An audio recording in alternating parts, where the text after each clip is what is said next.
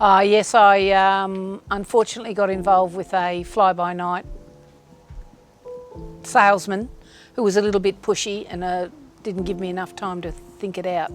I had problems with the panels, I had problems with dealing with them being based in another state. It was difficult, the whole situation just dissolved into a mess. I was drawn to it because they were very specific about it being European panels and European inverter, not the Chinese one. However, on the date of installation, the inverter was from Austria, but the panels were from China. And when I asked, I said, I thought they were supposed to be European. He said, oh no, they're just rebadged, and put me off. Big mistake. First of all, they weren't cheap. They were quite expensive, but I thought I was buying quality.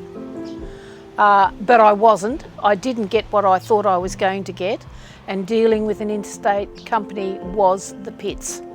I had issues with the cheap panels because over time they stopped producing like they should have. When we had them inspected visually, they had micro cracks, they had crazing, they had blisters, and still the company refused any warranty claims saying, oh, they work okay with that being there.